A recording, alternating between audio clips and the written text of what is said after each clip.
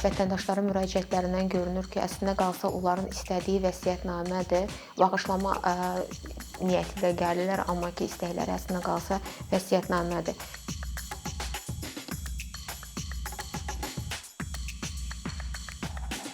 Vəkillərin müşahidəsinə görə vətəndaşlardan gələn suallara əsasən belə qənaətə gəlmək olar ki, insanlarda yanlış fikir formalaşan sahələrdən biri vərəsəlikdir və biz bu gün vərəsəlik haqqında danışacağıq. Qonağımız Vəkillər Kollegiyasının üzvü Aysel Əhmədova.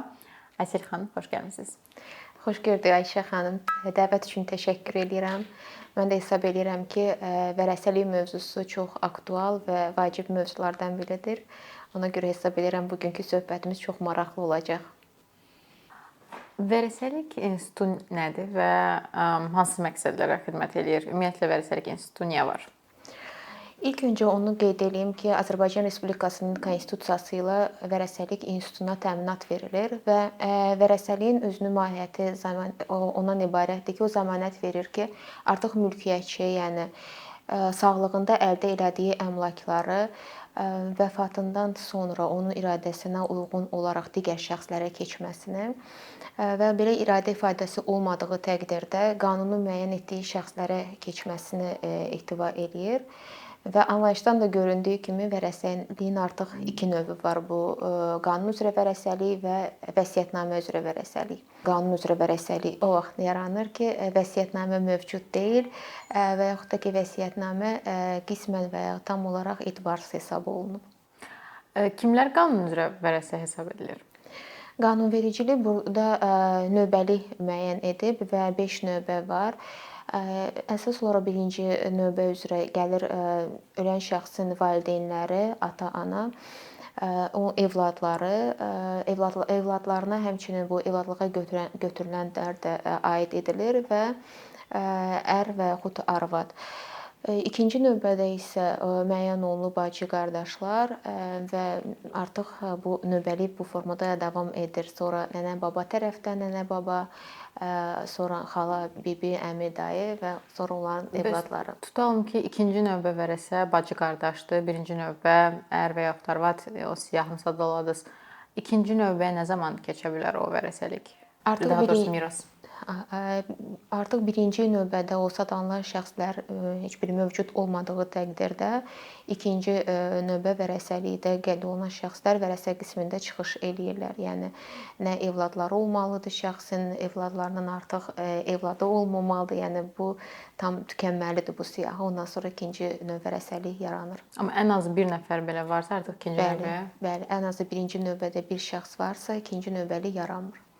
Vəsiyyətnamənin olmağı nə qədər vacibdir? Yəni bir şəxs əgər ölümündən əvvəl vəsiyyətnamə verməyibsə, qanunvericilik Ayşə xanım, yəni hər hansı bir belə məcburiyyət qoymayıb ki, vəsiyyətnamə olmalıdır, amma vəsiyyətnamənin mövcudluğunu iki prizmadan baxa bilərik. Bu mülkiyyətçinin prizmasından nəyə görə belə vacibdir mülkiyyətçi üçün? Çox zaman çünki vətəndaşların müraciətlərindən görünür ki, əslində qalsa onların istədiyi vəsiyyətnamədir. Bağışlama niyyəti ilə gəlirlər, amma ki, istəkləri əslində qalsa vəsiyyətnamədir. Vəsiyyətnamə onların sağ olarkən mülkiyyət hüququnun özündə qalmasına yardım eləyir və artıq o iradəsini ölümündən ifadə eləyir və ölümündən sonra onun iradəsinə uyğun olaraq icra olunur. Digər tərəfdən vəsiyyətnamənin mövcudluğu digər prizmadan, bu vərəsələrin prizmasından baxdıqda vəsiyyətnamə mövcud olanda bu biraz mübahisələrin minimallaşmasına gətirir, çıxarır. Təbii ki, heç bir mübahisə olmayacaq deyə bir anlayış olmur, amma yenə də minimallaşmasına zəmin yaradır. Tutalım ki, bir şəxs 3 övladı var. Həyat yoldaşı, atası, anası artıq dünyasını dəyişib və həmin 3 övladından birinə bütün əmlakını miras qoyub. Və bu əmlakın da dəyəri 90 min manatdır. Digər 2 övlad o vəsiyyətnamədə qeyd olunub ki, yəni yalnız tutalım ki, böyük oğluna verirdi hər şeyi və böyük qızına fərq etməz. Digər 2 övladın orada mülkiyyət payı var yoxsa? Bu halda onların oradan məcburi pay tələb etmə hüququ var. Vəsiyyətnamədə həmin şəxslər qeyd olunmadığına, yəni biz bilirik ki, qanun üzrə vərəsə hesab olunurlar. Bütün qanun üzrə vərəsələr birinci növ qanun üzrə vərəsə hesab olunurlar və artıq yalnız biri vəsiyyətnamə ilə nəzərə alındığından digər iki vərəsə evladları ondan məcburi pay tələb etmək hüquqları var və məcburi pay təşkil eləyir. Əgər qanun üzrə vərəsə olsaydı onlara düşəcək payın yarısı qədər. Yəni sizin də qeyd elədiyiniz kimi, tutalım ki, əgər 90 minlik bir əmlakdırsa, bunlara qanun üzrə olsaydı 3 evlad arasında bölünəcəkdi və bu olacaqdı 30 min məbləğində 1/3 hissə ilə belə. Amma artıq məcburi payı təşkil eləyəcək 30 minin yarısı 15 min və nəticədə digər şəxsə 60 min. Yəni belə bölgü olaraq 6/1 hissə 6/1 hissə və 2/3 hissə digər şəxsdir və vəsiyyətnamə ilə olan vərəsəyə düşəcək. Tutalım ki, şəxs öz ölümündən 1 il əvvəl bütün əmlakını qohumu olmayan bir şəxsə bağışlayıb və ölümündən sonra onun övladları, həyat yoldaşı onunla bağlı nəsə tələb edə bilərlərmi? Yəni vəsiyyətnamə də yoxdur, sadəcə bütün əmlakını bağışlayıb. Bağışlanmış əmlakla bağlı qanunvericilik qeyd edir ki, əgər qanunla nəzərdə tutulmuş müddət çərçivəsindədirsə, vərəsələr oradan məcburi pay ala bilərlər. Bu müddət 2 illik müddət nəzərdə tutulub. Misal sizin dediyiniz misalda, yəni artıq ölümündən 1 il əvvəl bağışlayıbsa və bu miras əmlakına daxil ediləcək. Yox, əgər ölümündən tutalım ki, 3 il əvvəl bağışlanmış bir əmlak idisə, o miras əmlakına daxil edilməyəcək. O zaman indi mənim dediyim Sizin dediyiniz кейsdə bəli, orada artıq o miras əmlakı kimi daxil olacaq siyahıya və vərəsələr ondan məcburi pay tələb etmə hüquqları yaranacaq. Məcburi payı bir də xatırladaq, yarısı qədər. Bəli, onlara qanun üzrə düşəcək payın yarısı qədərdir. Mirası qəbul etmək nə deməkdir? Mirasın qəbulunu iki formaya müəyyən olunub. Bu formal qəbul etmə və qeyri-formal qəbul etmə. Formal qəbul etmə odur ki, yəni şəxs artıq miras açılır və şəxs müraciət edir müvafiq notariat orqana və notariat orqanında ərizə verir və mirası qəbul edir. Amma qeyri-formal odur ki, bu artıq faktiki əmlakı qəbul etmiş olur, miras əmlakını. Faktiki qəbulun özü də iki hissəyə bölünür. Bu faktiki sahiblilik formasında, faktiki idarəetmə formasında. Faktiki sahiblik odur ki, yəni şəxs artıq əmlakı sahiblənir, artıq sahibi kimi davranır. Faktiki idarəetmə odur ki, yəni həmin əmlakı tutalım ki, saxlamaq üçün, onu qorumaq üçün hansı hərəkətləri mülkiyyətçi edəcəkdisə, artıq vərəsə də faktiki onu idarə eləyir və qorunması, saxlanılması üçün zəruri addımları atır və bununla artıq o mirası qəbul etmiş hesab olunur. Mirasın qəbulu və ondan imtina hər hansısa müddətlə məhdudlaşırmı? Bəli, qanunvericilik belə bir müddət nəzərdə tutub. Yəni mirasın açıldığı vaxtdan 3 ay ərzində artıq mirası qəbul edə bilər. Yalnız 6 ay müddət keçdikdən sonra artıq bu yol verilmir. Eyni qaydada tətbiq olunur mirasdan imtina, yəni müddətlə bağlı nəzərdə tuturam. Orada 3 aylıq müddət nəzərdə tutulub. Şəxs mirasın açıldığı vaxtdan 3 ay ərzində imtina edə bilər.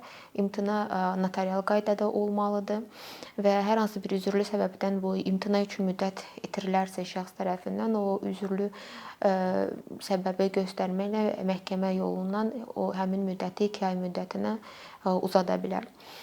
Eyni qaydada, yəni məcburi payla da bağlıdır ki, yəni məcburi payda da tələb etmə hüququ həmin müddətlərlə məhdudlaşdırılır. Mirasdan imtina və mirasın qəbulu müddətlərinin ötürülməsi hansı hüquqi nəticələr yaradır? Burada Ayşə xanım, yəni 2 halı qeyd eləyək. Yəni bir razılıq olduğu halda, yəni müddət ötürülür və vərəsələr arasında razılıq mövcuddur. Bu hal ən rahat və ansat yoldur. Yəni belə olan halda, yəni vərəsələr arasında razılıq varsa, onlar vərəsə siyahısına daxil olurlar və artıq hər hansı bir müddətin bərpası tələb olunmur və artıq vərəsələr öz aralarında müəyyən edirlər bunu. Amma hər hansı bir razılıq mövcud olmadığı təqdirdə təbii ki, artıq onlar məhkəməyə müraciət etməli olurlar ötürülmüş müddətin bərpası ilə bağlı və yaxud da ki, imtina ilə bağlı olduğu halda bayaq qeyd etdiyimiz kimi üzürlü səbəb göstərib o müddəti uzada bilərlər. Ne kimi üzürlü səbəblər? Məsələn, bu üzürlü səbəb kimi göstərilə bilər xəstəliklə bağlı olduğu hallar və yaxud da ki, həmin dövrdə hər hansı bir hərbi xidmətdə olub vərəsə, yəni ümumiyyətcə bu hüququnu reallaşdıra bilməyib. Bu kimi məsələlər və yaxud indi göstərə bilərik ki, ölkəmizdə düzü pandemiya belə baş verdi və vətəndaşların bəzi qurumlara çatımlığı bu məhdudlaşdırıldı, yəni təbii olaraq bu insanların sağlamlığına görə belə hallar baş verdikdə təbii artıq onu üzürlü səbəb kimi göstərib müddətin bərpasını məhkəmədən xahiş edə bilərlər. Sizə tez-tez ünvanlanan mirasla bağlı suallar hansılardır? Maraqlı məsələ budur ki, bizdə vətəndaşlarda belə bir müraciətlər daxil olur. Onlar çox zaman əmlakını bağışlamaq gəlirlər ki, mən əmlakımı bağışlamaq istəyirəm, amma sual verdikdə artıq aydınlaşdırılır ki, əslində qalsa bunlar əmlaklarını bağışlamaq yox, əslində qalsa istədikləri vərəsəlikdir, yəni vəsiyyətnamədir, vəsiyyətnamənin qoyulmasıdır və çünki biz onlara izah etdikdə ki, yəni siz artıq bağışlama elədiyiniz vaxtdan, yəni artıq o əqd qüvvəyə minir və çıxarış artıq dəyişir. Orada siz mülkiyyətçi olmursunuz. Bütün hüquq sərəncam verici hüquqlar, bütün hüquqlar mülkiyyətçi olaraq keçir bağışladığınız şəxsə. Onlar bir anlıq dayanırlar və mahiyyətcə düşünür, yox bizə lazımdır vəsiyyətnamənin qoyulması və çox zaman bundan sonra müraciət edir artıq notariat orqanına ki, vəsiyyətnamə qoysunlar. Bir də ümumiyyətcə bu vəsiyyətnamə məsələlərində, vərəsəlik məsələlərində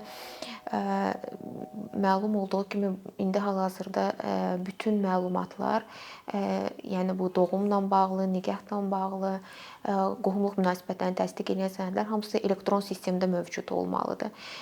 Və burada eyniləşdirmə aparmaq üçün bütün bu sənədlərdə olan məlumatlar üst-üstə düşməlidir və düzgün olmalıdır.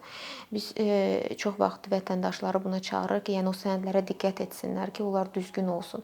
Düzdür, elektron sistemə işləmə bu vətəndaşların iradəsindən asılı olan bir məsələ deyil. Yəni orada hər hansı bir məlumatın mövcud olmaması bu vətəndaşların əleyhinə istifadə olunmamalıdır.